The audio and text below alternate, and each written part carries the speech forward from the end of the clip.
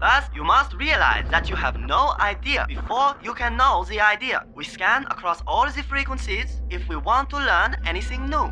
Let us begin. What has physics done for me lately? Furthermore, the equation E is equal mc squared. We have now acquired a fateful power to alter and to destroy nature. That's like when you're in physics and you go to Dreamworld saying, oh, this is a physics excursion. Science. What is it all about? The whole of human history all falls in the dust of one stroke of the nail file. You can't really get to grips with evolution unless you realise what an enormous amount of time.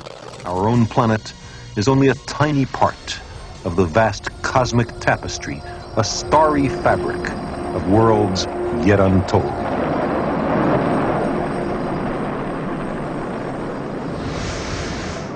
You're tuned in to what can only be described as the best radio station on this blue dot we call Earth. It is, of course, 4ZZZ, your community broadcaster, be it on your conventional wireless radio by tuning into the classic frequency of 102.1 FM, digital devices such as DAB or smart speaker, listening via the Community Radio Plus app, or streaming us live from our sensational website at 4zzz.org.au. And, of course, you can always listen back to this show or any 4ZZZ show using the ingenious on-demand feature also found at that URL. We also now have a weekly podcast of the show for your listening pleasure, curated by Toby, a condensed version of the show without the music, which my mum prefers. Just search for our show name, which is, of course, No Idea, spelt with a K, your weekly dose of science. And joining me for this episode to speak about all things science is one of my favourite science influencers, Peta. Thank you.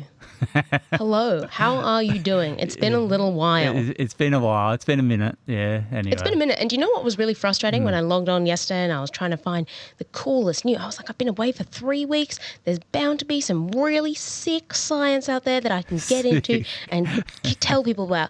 Yeah. I'm so sorry, scientists. Just because I have a break doesn't mean you're allowed to. Back to the tools. Let's get publishing. Yeah. I'm sick of coming back after summer break and having nothing to talk about. What's going on? They're waiting for school to start, I think. That'll help. Oh, you think? Next week. So it's the kids. It's the kids. The kids. That's where science is really done. Okay. In the lab rooms of primary schools all over the country. For those unfamiliar with the show, we generally start the show with some weird science. You got a couple of weirds, you reckon, this morning? I have two. Because Gabe, our other science influencer, is not here today. And I thought I'd just fill his shoes a little bit, get us a bit more weird science. I'm doing something that he would like, specifically about insects on land and meat. And those three we know are Gabe topics. So hopefully you can feel his presence through me today. And then your favourite, marine science. So you got some marine science for us today? I do. I have two things marine science. I've got some weird marine science that we were talking about earlier with something called a dark wave. Very exciting. And then later on, I'm going to sort of break down what's been happening in Sydney and the surrounds over the past 2 days, what's going on, why it's happening, all of that, so we can get a bit of a better idea. And then we get into my favourite, not necessarily your favourite, Peter. That's the MotoRap. Quite far down, yeah. The second hour. One would say scraping the bottom of the barrel. And then any other science that we find interesting to talk about. And we round No Idea with the space news. And we have Issy. Hello. Have we got a special name for you, Issy? Not yet. Maybe 2026 is the year I finally get a special name. Okay. Yeah, we got to really nail down your niche. Mm-hmm. That's right, yeah. Motorsport? Maybe. Cane toads? Maybe. British Medical Journal? Maybe. Okay. Let's do a bit of weird science.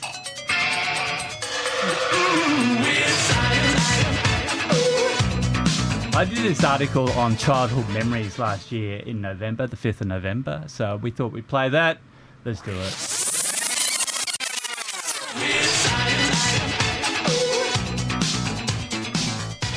This study that I'm going to talk about wants to boost the recollection of your lived memories, including memories from your early childhood. Sign me up. Let's go, Max. Published in you're going to love this. It's published in Scientific Reports, which is a part of your favourite journal group, Nature.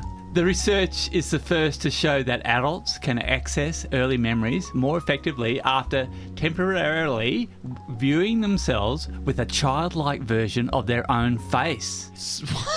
Whoa. Wait, sorry. Are we talking like a Snapchat filter, or can you just look at a photo of yourself when you're young? It's better than that. Anyway, I'll get into it. Goodness. Neuroscientists at Anglia Ruskin University, or ARU, it doesn't have a QS ranking, recruited 50 adult volunteers. The experiment used what is known as an enfacement illusion, a technique that helps people feel as though another face they see on screen is actually their own reflection. So, yeah, this is where I was going on, Peter. What? Yeah, no. Oh, with the rubber hand illusion, I see. Yes. For this study, each participant watched a live video of their own face that was digitally modified with an image filter to resemble how they might have looked as a child. Oh, it is a Snapchat. So it's like it's a Snapchat filter. As participants moved their heads, the on-screen image mirrored their movements, creating the sensation that the childlike face was truly theirs. A control group, this is the sad bit, a control group experienced the same setup but viewed their unaltered adult faces. After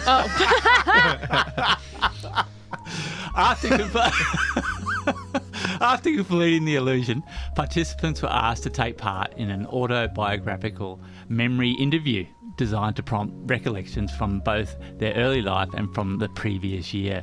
Researchers measured how much detail participants included when describing their episodic autobiographical memories. The findings revealed that people who saw the younger version of themselves remember significantly more detailed events from childhood than those who saw their regular adult face. The results provide the first evidence that subtle changes in bodily self-perception can influence how deeply we access distant memories. Did they check it?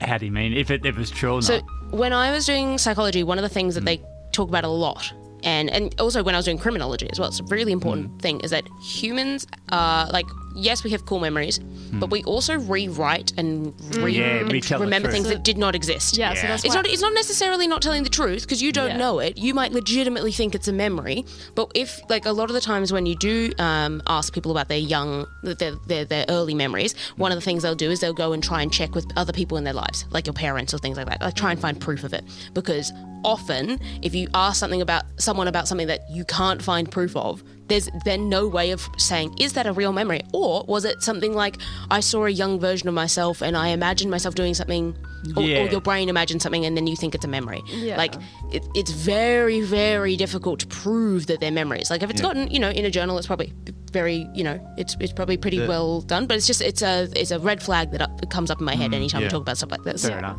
And you got a good memory of your childhood, Peter? I have a very good early childhood memory to the point where, and I do check it frequently, but when I was a little, or like when I was, whenever I talk about stuff like that, sometimes my parents will be like, oh my God, I can't believe you remember that. Like they didn't think that I would remember it, but they do. Yeah. And I have frequently had to ask them to verify things because people don't believe me that I remember back that far, but they will verify it. Like my earliest memory is, I think I was 1.5, maybe 2, and I was going down and feeding the birds at the lake near my house in Auckland, and I have a very clear memory of that, and people think that's very odd. I also have memories of reading really early because I started reading really early. I remember the books I used to read. So yeah, weird things like that. But as you we say, could all test this ourselves, though. It's pretty easy to get some sort of youngification filter. Oh, they're everywhere. Apps you use or on the App Store. I reckon it's worth giving it a try. I think we might give it a go. Yeah. See if you can remember anything, Gabe. I wonder if it changes based on how young you try and make yourself look. Yeah. Like I wonder if it triggers different memories. Yeah, did they say what was early life in their study? Like how young were they asking them to remember? I didn't drill down that far. I just looked at the novelty of it all and just sort of. Yeah, no, that's fine. That's interesting. Yeah. We can have a look at it. Yeah. Maybe we'll take this on as a group project this week and see if we can recover anything. Well, they're hoping it'll shed more light on what they call the childhood amnesia. So. Yeah, no, it's a huge thing. Lots of people have it. And I will say, as I've gotten older, I notice that I've lost memories that I remember having. Like I remember retelling stories and now I don't have them anymore, which is really weird. So this could be good for you if we do this. It could be great for me. Maybe I'll get them back. You absolutely crushed that story, didn't you, Peter? Oh, I've got a great memory. Just do. Okay.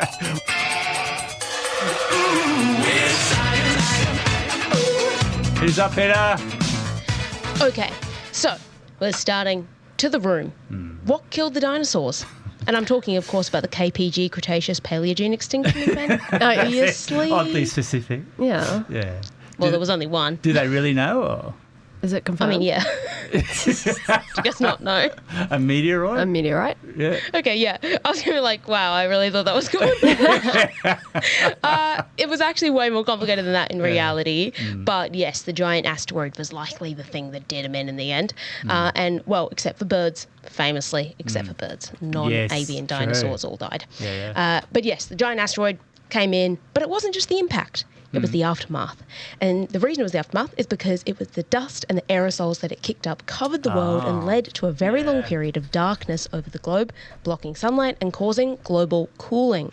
And we can pretty easily imagine what that would do to plants, right? But it's probably harder for us to imagine what happens in the ocean when there's less light. Because light is super important there too. I know you guys don't think about it that often, but it really is. The whole food web is based on a layer of photosynthesis through phytoplankton, and there are beautiful complex ecosystems like coral reefs and kelp forests that rely on steady sunlight. Corals, kelp, they all eat sun. Fantastic. But when you live underwater, you have to deal with a little bit more than just clouds, right? Clouds block the sun, but when you live underwater, it's a lot more complicated. You also have sediment runoff, algal blooms, debris in the water. All sorts of these things can quickly and dramatically change the light levels underwater.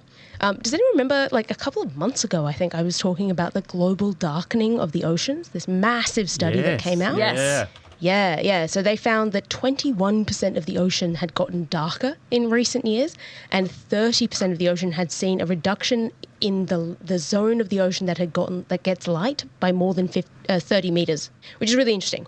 But now the University of Waikato, QS ranking, please. Waikato. 200. 450. 281. Congratulations, Max. That was really good. Got the first number. They have looked at sort of a slightly different threat. Yeah. Marine dark waves. Oh. So these are short-term, episodic, intense reductions in light underwater.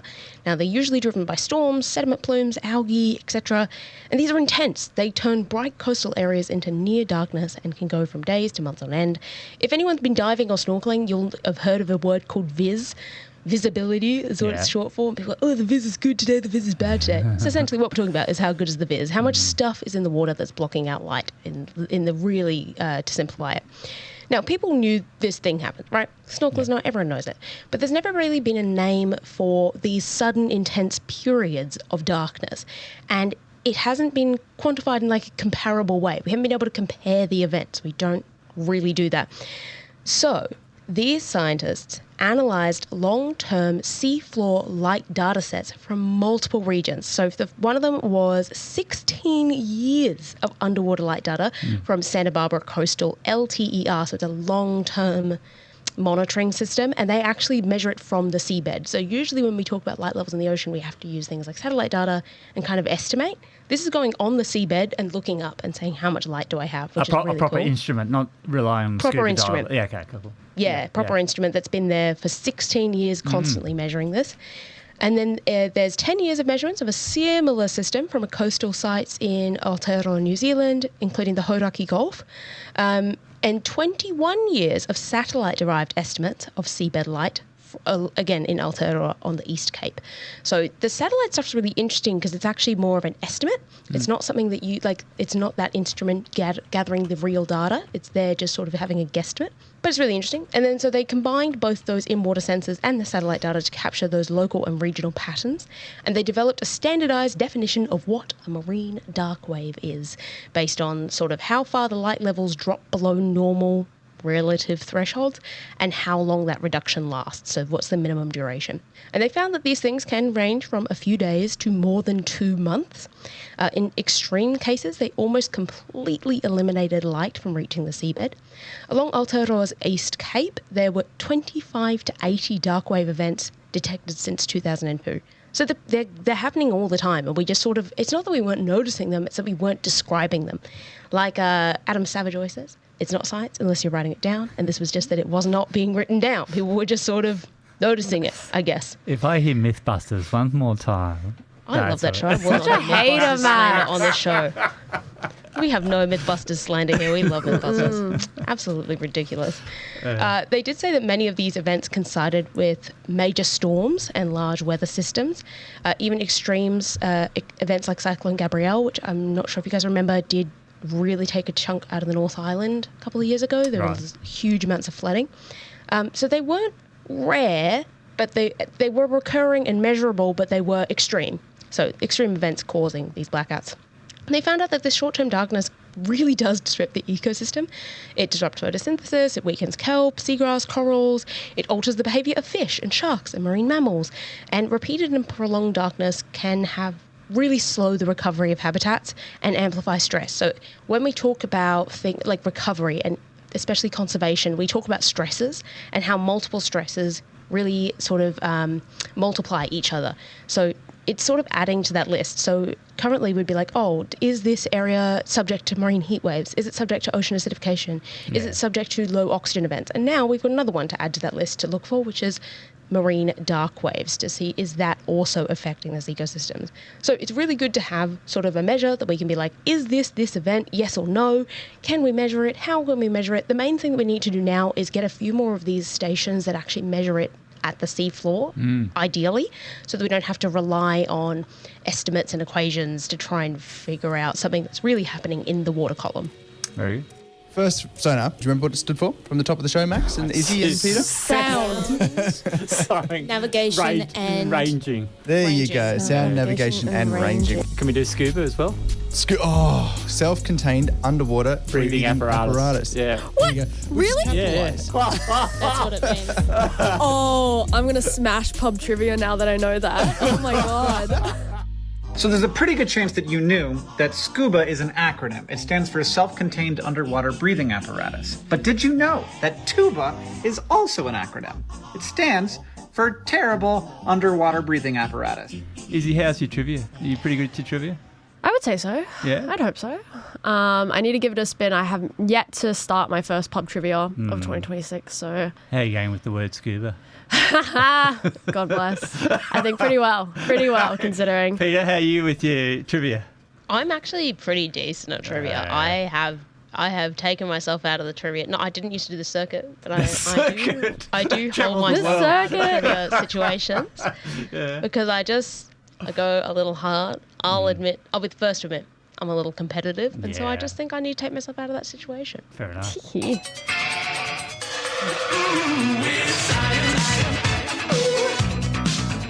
Isabel, what do you got for us? If you've been scrolling through social media recently, as when, you know that protein is the hottest, newest trend to hit our feeds. Yeah. Whether it was the end of all throughout 2025, it seemed like protein was the peak thing that people were looking for. And then getting a new one recently. Oh yeah, has it been fiber? It's been fiber. Yeah, everyone counteracting an obsession with protein with fiber. So there's kind of like this weird kind of chamber of two different recipe worlds where one is like high protein, high fiber, high protein or high fiber. So I feel like we are missing, I don't know. It's just been really hard looking up recipes without dodging and weaving either muscle bros or like trad wives.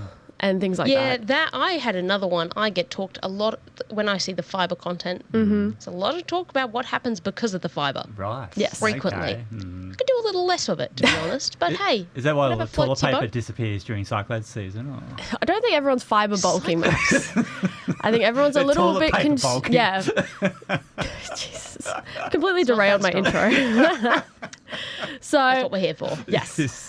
Now, what if we could combine our protein obsession with the ongoing issue internationally, which is food waste? Introducing carrot protein. This study was published by the American Chemistry Society's Journal of Agricultural and Food Chemistry by the researchers at the Institute of Food Chemistry and Food Biotechnology in Germany. So they know what they're talking about. Yeah. They seem really focused on it. Yeah. They found by feeding carrot side stems to edible fungi, researchers were able to create a sustainable protein source. They used this by identifying the most promising option, where they tested 106 different fungal strains grown on the side side streams from orange carrots and black carrots used in natural color production. So they were pulling from not only your traditional orange carrots, but also looking at those kind of smaller varieties, including, if you've ever seen a black carrot, it's pretty cool. Is it? Yes. What colours? The other carrots, I'm going to be Is honest. it black or You purple? know, there's also purple. Yeah, it's kind of darker purple ones. Completely black, man. Yes. I mean, come on. But you're not going to make a black carrot. each of these fungi strains were evaluated for growth performance and protein output. One fungus emerged as the top candidate, which was the pink oyster mushrooms. Oh, nice. And I know oyster mushrooms as the large, big, beautiful fungi that were the backbone of when I was a vegetarian. I would just eat so much oyster mushrooms. They're delish. Previous research has shown that fungi can grow on food industry leftovers like apple and whey from apple juice and cheese manufacturing. The researchers set out to recover nutrients from carrot side streams and wanted to reuse them as a growing medium for fungi. So instead of harvesting them, they focused on the fungal mycella, which are root-like structures that grow faster and take up less space, still producing the nutrients that are beneficial for us as humans. After selecting this specific species, the researchers adjusted growth conditions to increase the protein yield. Now, most importantly... Do you know how they get a mycelium out of the dirt? Yeah, that's what I was thinking. They're like of a big giant web of fungi, right? That's what they look like, Imagine basically. it'd be quite delicate as well, and whether or not it's grown in lab conditions, I'm not too sure. But I imagine it would probably only thrive underground. Now, it's one thing to grow something and for it to be, you know, protein maxing, it's incredible, but how does it taste?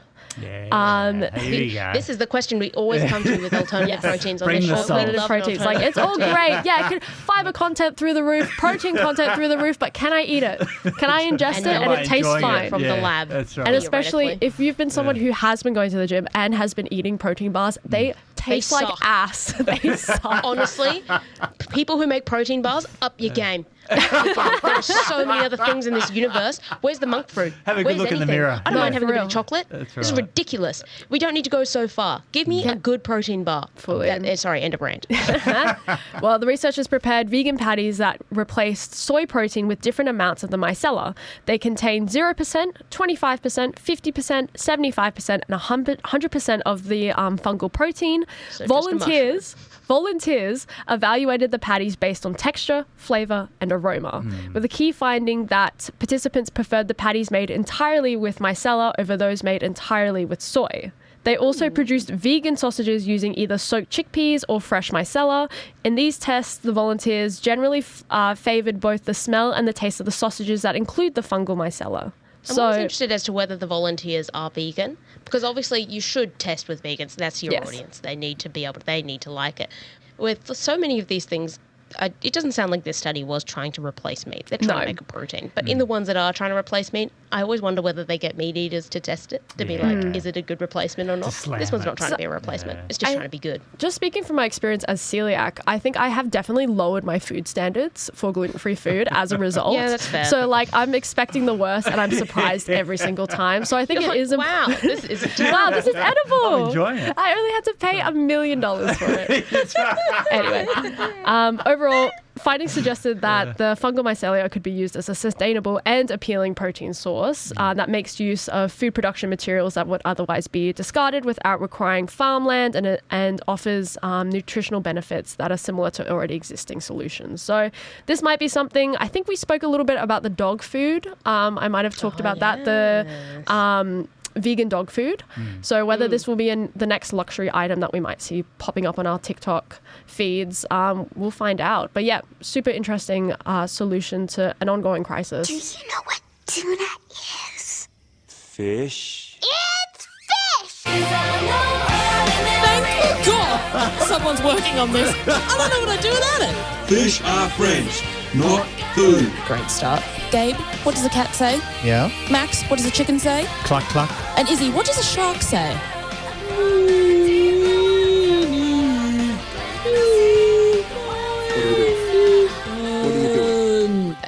As much as I love the intro, kind of forgot that I should have told you not to play it. Oh, no. Today we're not talking about something fun. Oh, no. Well, yeah. So, enjoy the intro. Most fun marine science you're getting out of me today. Today, I want to talk about something that's quite serious that's happened over the past 48 hours. There have been 4 shark bites, mainly in and around Sydney. Oh, yeah. So I just wanted to touch on, like, what is actually going on, you know, what we should be worried about, what we're not worried about. Just a marine scientist's perspective on what's happening, basically. Because I've seen a lot of questions being thrown around. This is, you know, obviously huge news. A lot of misinformation, or? Decent amount, yeah. But, you know, let's just go through the facts, talk about what's happening, and let's get through that. So, let's just recap what's going on, because for those of us out of Sydney, it might not feel as, you know, you don't get the news as quickly. So, Sunday, 4:20 p.m. was the first incident. It was just inside the harbour, like Sydney Harbour, at a place called Vaucluse, where a 12-year-old boy was jumping off the rocks with some friends. It's believed that the shark involved was a bull shark. He was bitten, his friends rescued him, and they got him to hospital. The really tragic news is that this morning there was some updates that said that he is unlikely to survive, but he is still in hospital, so all of our love is with him. Hopefully he does make a recovery. Then late Monday morning, a young surfer around 11 came into contact with a shark while out surfing at DY Beach, which is north of Manly, if you know it, in Sydney, so it's on the ocean side. Thankfully, he was not bitten. It was just his board. From the bite marks, they were able to say that that was also probably a bull shark. Then a few hours after that, a 27-year-old man was pulled from the water at North Stein Beach in Manly, so again around that same area on the ocean side, and rushed to hospital after a bite to the leg. That is also believed to be a bull shark. I believe the man is still in hospital. Then early yesterday morning, the fourth event was that in Point Plomo, which is in New South Wales, mid-north coast, so it's actually not that close to Sydney, a 39-year-old man sustained some minor injuries as an unknown shark bit his surfboard. So 2 people got bitten, and then the 2 others were just shark interactions that didn't involve a bite. Well, they both bit their surfboards, but luckily did not bite them, so that's really great. Those 2 people escaped, were quite lucky. And yeah, 2 people are in hospital currently. It's understandable that people will be shaken up about this. Shark bites are incredibly rare. They are so rare. So it's understandably alarming to hear about so many close interactions in a really short span of time. So let's talk about what happened here and what, if any, response we should have. So the real thing we need to focus on here is that there are quite a few factors that have likely been behind this rate of encounters. Sydney is currently in prime shark conditions, especially bull sharks. So Sydney had a massive load of rain from Thursday last week all the way through to Sunday, and rains like that lead to runoff, especially in city landscapes like Sydney. When you've got a lot of paved areas and hard surfaces, rain runs straight off them and goes straight to the harbour, to the ocean. Rain and runoff brings nutrients and pollution, which clouds the water, known scientifically as turbidity, but commonly you'd just say the water was murky. And the nutrients that come with that can attract a lot of marine life, like fish, which in turn attract sharks, sort of the natural way of things. The same is true for river mouths and estuaries, where this fresh, nutrient-rich water meets the sea. And in periods of heavier rainfall, like we've seen over the weekend, that effect is stronger as well. So Sydney, as a large estuary with huge amounts of rainfall, was murky as hell and full of fish. Sydney specifically, and this is like a weird little quirk about Sydney, also suffers from its old infrastructure. In periods of heavy rainfall, the old stormwater pipes actually overflow, and in areas of Sydney, specifically Manly has this issue, they actually flow through, and they bring sewage with them, basically. Yeah. There's sewage in the ocean. And so if you've ever lived in Sydney, you'll know that if you go to Manly after rain, there's commonly signs on the beach that say don't swim for the next 3 days. And that is partially for sharks, but it's actually mainly because of health issues. Like you can get really bad infections if you swim when that is happening. So those pollution events also fuel this sharky conditions. But the conditions are prime not only for sharks, but specifically for bull sharks, who were involved in likely at least 3 events here. Bull sharks love murky water, and they can also tolerate fresh water much better than other sharks. So in these areas where there's high rainfall, they're going to be more likely to be there because they're good at it. They like that sort of area, which is interesting. I think bull sharks, another thing to know about them is, I mean, I grew up with them on the Gold Coast. They're everywhere. We have loads of them in the canals and the rivers. Brisbane has the second highest density of bull sharks in the Southern Hemisphere, in the river. So we're no strangers to bull sharks. And you'll probably know that one of the things about them is they're not that smart. They're not like tiger sharks or white sharks that are curious. they kind of just bite. Yeah, because they're also not... Yeah. Yeah, they're indiscriminate. They're not very smart. They're just bitey. They're not as strong or as smart as white and tiger sharks, but they're bitey. So that's why we get a lot of incidents with them, is because they'll come up and they'll nibble.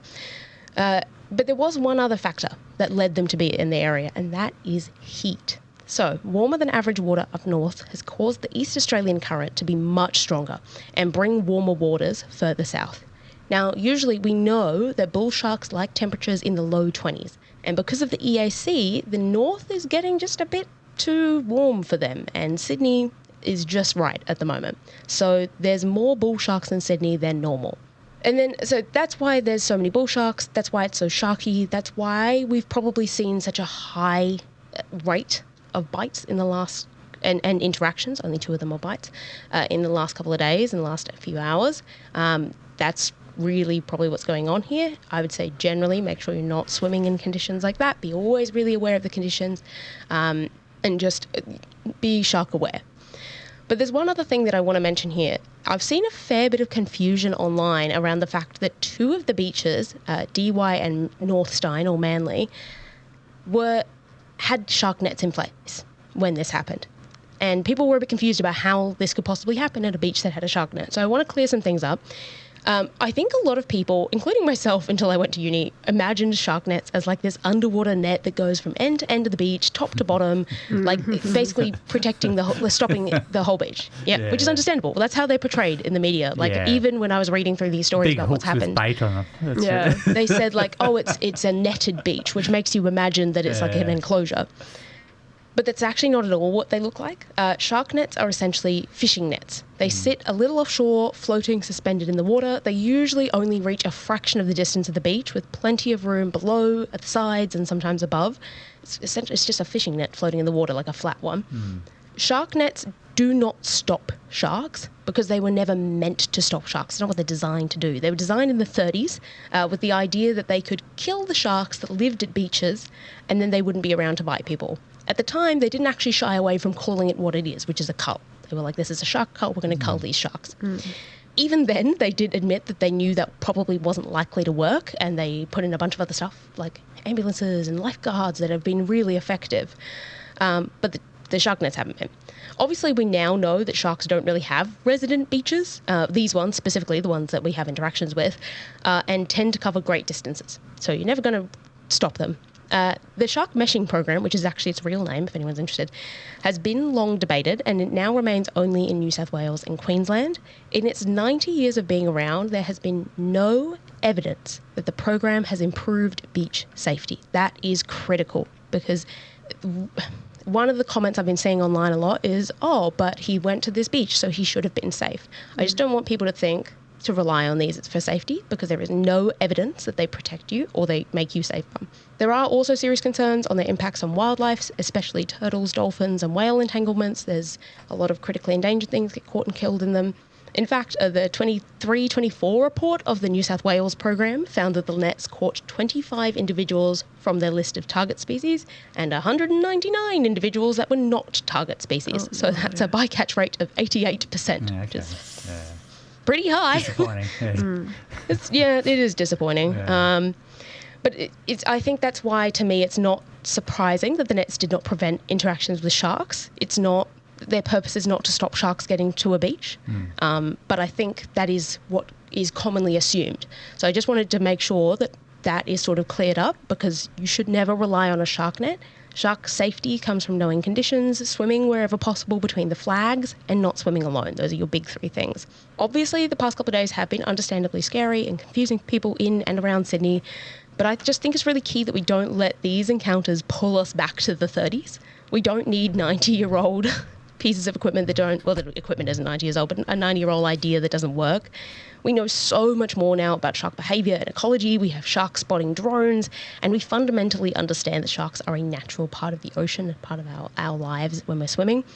So, yes, it's been scary. We kind of know why the last couple of days have been more intense than before. It's not it's not like suddenly something unknown has happened. We know why. The conditions are really ripe for it. If you're in Sydney, please do not swim for another couple of days at least. Wait till the water clears or until the signs go down. People will be being very vigilant at the moment, which is fantastic. And yeah, always try and swim between the flags with a friend, never at dawn and dusk, not near river mouths and estuaries, and not when the water's murky. But yeah, try and stay safe out there. That's really the main message. Nice. Thanks, Tito. What is Zach? Are you glad you played the intro now? What is Zach? Zach said what? Zach said, don't they also ram things prior to biting, hence bull for bull sharks, I imagine? That is where they get their name. I think it's also just because they kind of, like I said, they're not very smart. They just kind of don't think, they just go. And so, yeah, I mean, they're not the brightest fish in the sea, I'll be honest. That's hard. Papa, when we go see the twins, can we go down to the lake? Only if Kate's with you, or Mum and I are there too. What are you sighing about? I can swim. I know you can. You're a very good swimmer. But are you forgetting the 5? How can I forget the 5? You make me say it 10 times a day. Slight exaggeration. Fence the pool, shut the gate, teach your kids to swim, it's great. Supervise, watch your mate, and learn how to resuscitate. Supervise, Harper, supervise. I'm Laurie Lawrence. Kids Alive. Do the 5. You're tuning to 4ZZZ, and the show is No Idea with me, Max. We've got Izzy in the room. Let's do this. Okay, it's time for the best part of the show. Loosely defined as science, yeah, you already know. Everybody listens to 4ZZZ just to hear us talking about what Butters just did. Subscriptions just keep rolling like the tires on a car. But something tells me that our science curves won't go far. But unlike an engine, I won't keep you in suspension. We're all here to hear him talk, so let's give him attention. You're not ready for when he starts rapping. Gonna hand the mic to Max, and I'm not talking Van Stappen. It's a new year, Izzy, so new car reveals for the Yes, F1. First up, Oracle Red Bull Racing Formula One team's reveal was held in Detroit, honouring their partnership with Ford. The new livery has received very positive reviews with the new gloss blue, including Max Verstappen. He rates it. Have you seen it? I have seen it. You rate it? I do rate it. Yeah. I do rate it. The gorgeous dark blue. Yeah. Verstappen's car will also feature the number 3 for this year, which he managed to wrestle away from Aussie Daniel Ricciardo. I feel like that's kind of after beautiful. a few drinks. Yes. I did see footage of those two meeting up recently, so Yeah. I think a good discussion, a productive discussion was happened. For those unfamiliar, Max Verstappen used to have the number 33. Speaking of Ricciardo, he surprised his old teammate Max by rocking up to a Ford promotional day. Mm-hmm. Daniel is a Ford racing ambassador, so it was pretty smart thinking by Ford to get the two together. Great opportunity for F1. Interestingly, Verstappen got to sample a Ford V8 supercar on that promotional day. Yes. Which turned out to be one of his favourite cars to drive, race cars, on the day. Also hinting that he may be interested in doing Bathurst one day. Yes. And how cool was that? We've been talking about it. It'd be great to see Max and Daniel partnering in a Ford supercar, competing on the other race that stops the nation, Bathurst. Okay. Haas also revealed its 2026 Formula One car in a more low-key affair. The VF26 has increased branding from its new partner or title partner, Toyota Gazoo Racing or TGR. Mm-hmm. Apart from sponsoring, Toyota Racing will actively help the Haas F1 team build a new driver-in-the-loop simulator at Haas's headquarters in Banbury. This will save Ocon and Behrman from flying out to Ferrari HQ in Italy every time they want to have some time in an F1 simulator. Nice. Good. And then next up, Audi Yeah. had their F1 reveal last night. I saw so many good photos of it. Yeah. Audi opted to mark their arrival as a full works Formula One team with a spectacular event at a historic power station in the heart of Berlin. Now, some of the photos that I was seeing, they've got a gorgeous, it's almost like a burnt orange. Dare I say, looks a little papaya-esque colouring. They're calling it lava red. Lava red, yeah, that's it. So I was looking at some of the other photos because the first one I saw, I was like, no way. Yeah. This is like, it looks like a McLaren car. But then I'm looking around, it's definitely more of that reddish tone. So we'll see and how it's got that silver goes. highlights as well, hasn't Yes, it does. Yeah, so quite distinctive, but very, very sexy. Because we always run into trouble, don't we, at the beginning of the year when the new cars with their new liveries, and you can't distinguish it like a Mercedes from an Aston Martin. Yes. So hopefully going away from that now and being more distinct, had their own signature sort of bodywork and colour. Mm-hmm. The Audi CEO, Gernot Dolner, announced that Audi Revolut F1 team is not here to make up the numbers. We aim to be fighting for the World Championship by 2030. And you have to give it to Audi because they have some rich motorsport history, dominating World Rally Championship in the 80s, revolutionising endurance racing with diesel and hybrid technology at Le Mans, and most recently the Dakar, using a hybrid Rally X where all four wheels were driven by electric motors and the turbo engine simply served to be an electrical generator. Very cool. Yeah. For Dakar, Audi set a 3-year time frame to win the event, and on the third year they succeeded. So 2030 could be a realistic time frame. Also overnight, Aston Martin and Honda celebrated the start of their Works F1 partnership during a special pre-season event in Tokyo. Honda famously powered Red Bull Racing to several world championships. Let's hope they can do the same with new partner Aston Martin. Aston Martin also secured the services of ex-Red Bull designer Adrian Newey, who steps in as Aston Martin's team principal and probably one of their technical directors as well. Yes, I imagine. Dakar has wrapped up for this year. 13 rally stages across the deserts of Saudi Arabia. I was hoping to play the Aussie anthem this week, Izzy, but in celebration of Daniel Chucky Sanders winning for the second time. But no, sadly, he fell during the 10th stage and broke his collarbone. Oh, God. Which slowed him down a bit, would you believe? Surprisingly, he did not retire. That's dedication. Yeah, Sanders rode his KTM in the final 3 stages to finish 5th overall, which is pretty impressive, I reckon. His teammate, Luciano Benavides, won the event, which had been a bittersweet moment for Chucky, who was also winning the event and should have won it this year. The Ultimate Car category saw Qatar's Nasser Al-Attiyah win, driving a Dacia. Aussie Toby Price finished in the top 10, driving a Toyota Hilux, finishing 8th overall. The 3 models that featured in the top 10 were Dacia, Ford and Toyota, each with 3 cars in the top 10. Very impressive. And Gabe, if you're listening, we know you're in Fremantle. We know you secretly went over for the Sail GP. It happened off the coast of Fremantle. And during one of the 6 fleet races, the Swiss team managed to tag Team New Zealand, which ultimately forced the Kiwis to retire from the regatta. Team GBR, or Great Britain, kept to their winning ways by coming home first in the final race. Team Australia managed second and Team France was third.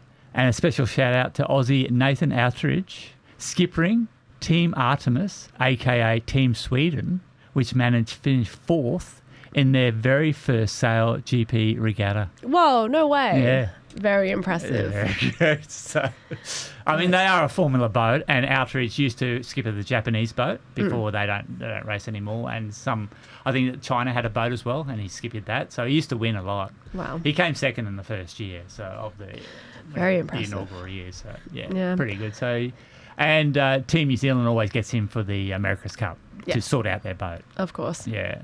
Any more to add on the MotoRap? Just some F1 Academy updates. Chloe Chambers, the American driver, is set to take part in the Formula E rookie free practice sessions at the Miami E Grand Prix. As we kind of spoke last year, it seems that Formula E is definitely taking a lot of the graduates from Formula One Academy, putting them under their wing. So it's nice seeing Chloe Chambers graduate into the Gen 3 Evo car during the championship women's test. Because for those who don't No, the Formula Academy, F1 Academy, you're only allowed 2 years. 2 years. And so then you need another path to yes. follow. And, So yeah. Chloe Chambers had previously raced in the Gen 3 Evo Championship Women's Test back in October, achieving the best time for the day. So it seemed like she had already kind of secured this future while she was already in F1 Academy. Yes. So that's very exciting to see her take place. It'll be during January the 30th at the Miami International Autodrome for the rookie practices taking place. Now, last year's winner, the French lady Dorian Pan, yeah. What's she up to? Do we know? Or? We don't know yet. I think she's very much taking some time away. But I'm not too sure if she's signed I think she's saying do yet. some world endurance. Yes. Yeah, which would be good. Which will be very good. But Abby Pulling as well has returned for a second GB3 championship campaign, still staying with Rodden Motorsport that she was previously with. She had finished 10th in her rookie year, achieving 13 top 10 finishes, including her maiden podium at Brands Hatch, becoming the first female podium finisher. So this is her sophomore campaign, and she's very happy to be back with them for 2025. So she's gone away, raced, I believe, in F3 for a year or so. Made her appearances at F1 Academy events as well, but is now secured back in racing in GB3. So that'll be very exciting. So as we get closer to the Aussie Formula One in Melbourne, we'll be reporting more about the feeder series and all that, so everyone's abreast of it before actual races. So you'll go in, if you're travelling down to Melbourne, you'll know what to look for and who to look for as well. Everyone at the station knows which show's the most appreciated. It's obviously this one. Uncancelable. That's what I love to say about us. Everything we do, everything we say, everything we've ever put online, uncancelable. I love how impromptu that was and how it's just sort of, And it's lived on. It's lived on. Yeah. It's an oldest thing. It's one of our Jay's no longer with us, not dead, just working for the much better paid, for the much better paid radio stations. That's right. And thriving. Yes. Peter, you're going to channel some inner Gabe. I am. I thought, I'm here to do marine science, is what I do. But I stumbled across the story a couple of weeks ago, and I just thought it screamed Gabe's name, and he's not here to do it. So you know what? I'm going to do it. So just imagine Gabe. Imagine his energy. I'm going to try and channel it. Unfortunately, I can't do his deep baritone. I can get close, but not that deep. Right. So something very interesting happened while we were off, or end of last year. Yeah. And that is to do with a man's death. So sad, someone died, but it's very interesting as to why he did. This whole thing, by the way, was only written up with the consent of his widow. The family wanted people to know about this because it's an emerging field of science. So, Max, Izzy, do either of you remember Gabe talking about the tick that makes you allergic to red meat? Maybe. I don't.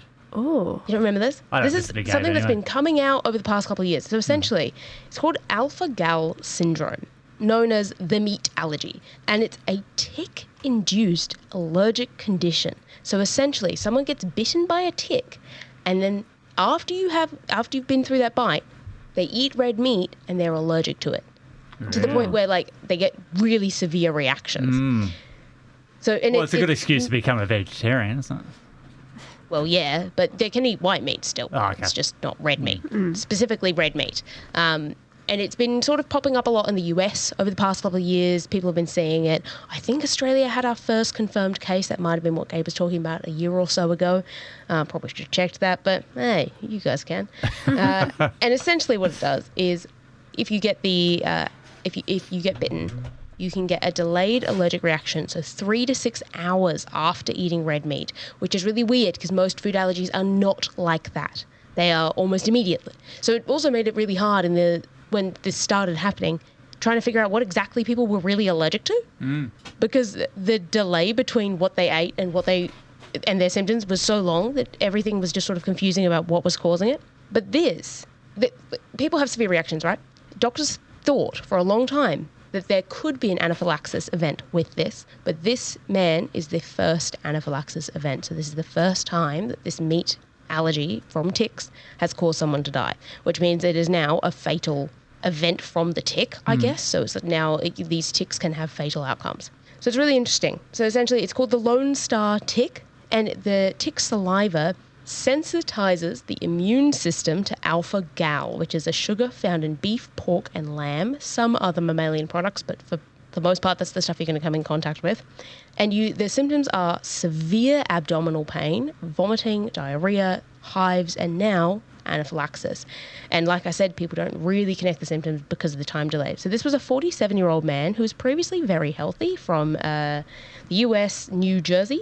In their summer of 2024, so I think it was about June or July, they went on a family camping trip. And then at some point on that camping trip, had a steak dinner at about 10 p.m. At 2 a.m., he woke up with intense abdominal pain, vomiting and diarrhea, but the symptoms had eased by morning, so they sort of just brushed it off and kept going. He did describe to his son, though, that he thought it was like, oh, I thought I was going to die because the pain was so intense. Experience, yeah, okay. Yeah, but I think in the way that, like, when you're a human and that happens to you, you would probably think to yourself, well, that was weird, so I don't actually know if that was or not. So, yeah, the way it was reported was almost like he'd said it in the way that you often say that sort of thing, that you don't know, but it felt really intense, so just watch out, something was crazy. Then what actually happened, the event that killed him, was that 2 weeks later he attended a barbecue, he ate a hamburger, and became unwell within a few hours. He collapsed at 7:37 p.m. and his son found him. He was surrounded by vomit and he had died very suddenly, which was obviously awful. And my heart goes out to the family because it's a really awful way to die. They didn't know at this point. They had no idea he had the allergy. No one did. It was just, it happened randomly. And so obviously there was an autopsy. The autopsy showed no clear anatomical cause of death. The official cause was sudden, unexplained death. So then his widow requested a further review because they were like, well, what the hell? Like this, we have no idea what's going on. He was healthy. And so then when they reviewed it, they looked at his medical history, his food intake before death, symptom timing, and they analysed stored blood samples taken after death. And they tested for these IgE antibodies to alpha-gal. And they found essentially that he had gotten that allergic reaction from the tick. He must have gotten bitten by a tick while they were out because they were camping, but unconfirmed. So they were like, oh, interesting. They did find that the family did not have this, so it was just him, essentially, that had this sensitization to alpha-gal, and he had immune markers that were consistent with a severe fatal anaphylaxis. So it wasn't just that he was dehydrated or something from the other symptoms, it was anaphylaxis that got him in.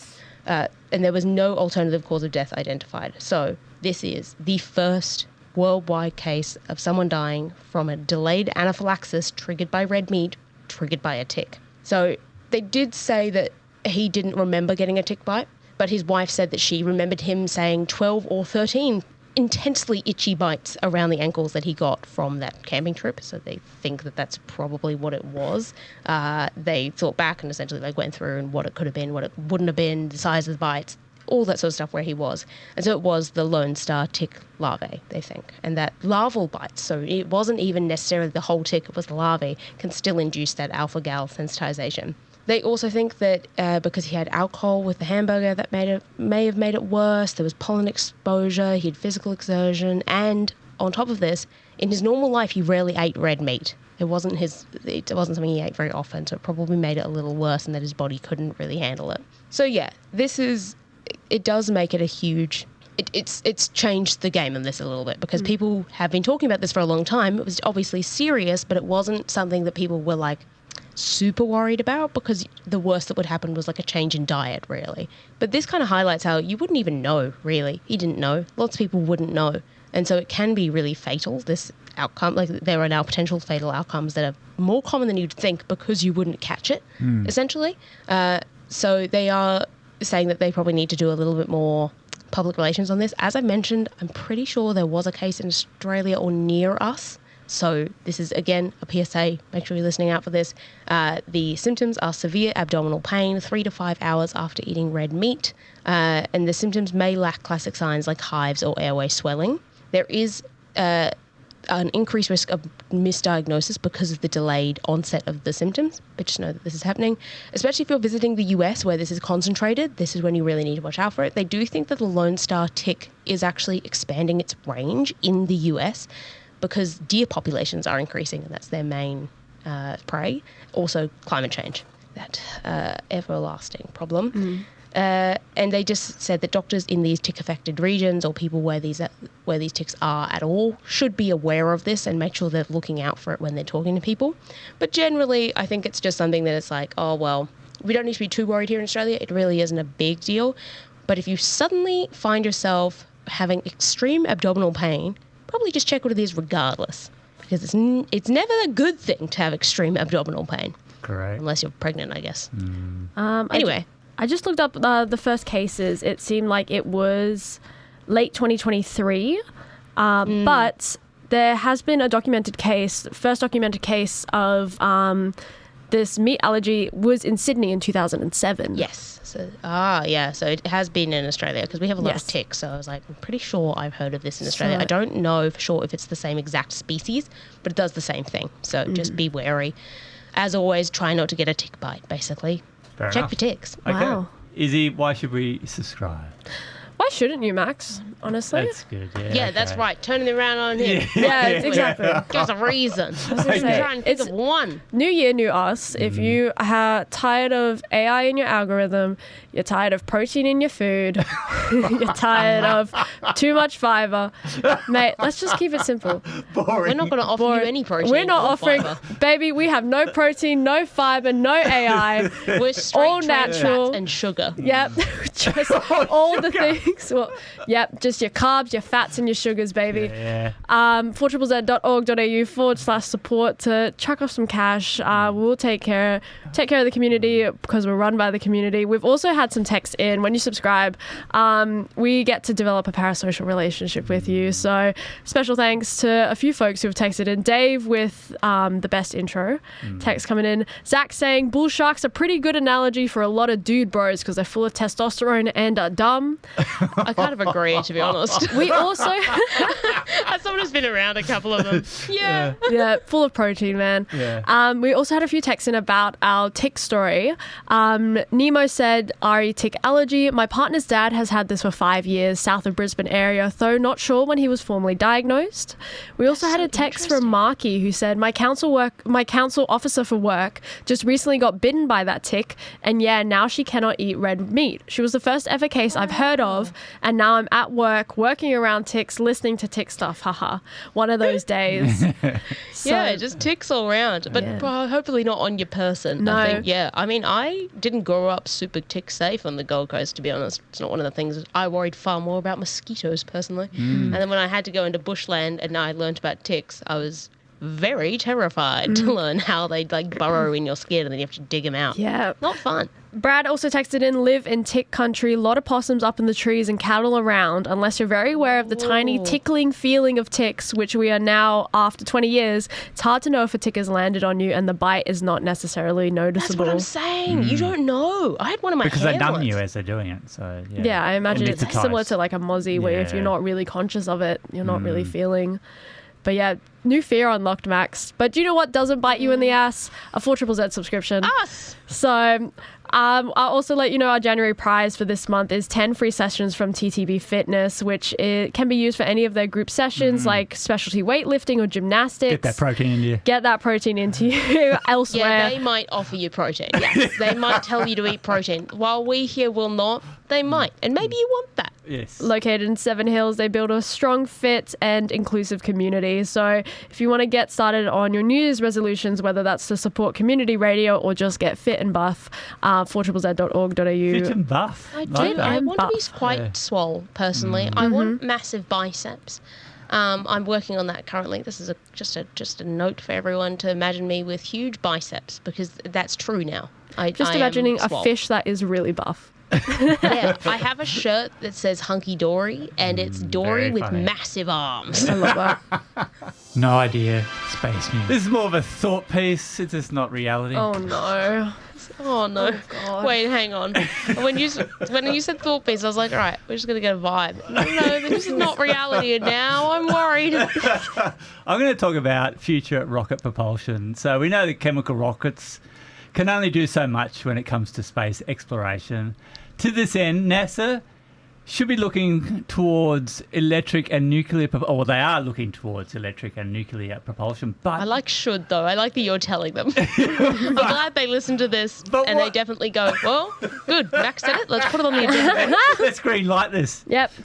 But what if NASA invested in antimatter rockets instead? Hang on.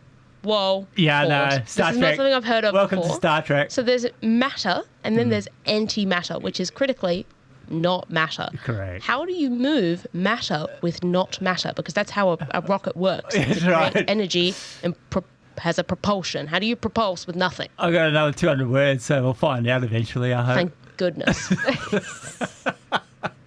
Theoretically, when antimatter mixes with ordinary matter, they annihilate each other, converting their mass directly into energy. This makes antimatter roughly 1,000 times more efficient than nuclear fission. Such propulsion could enable spacecraft to reach nearby stars more quickly. Therefore, the challenge for NASA is converting theoretical antimatter physics into reality.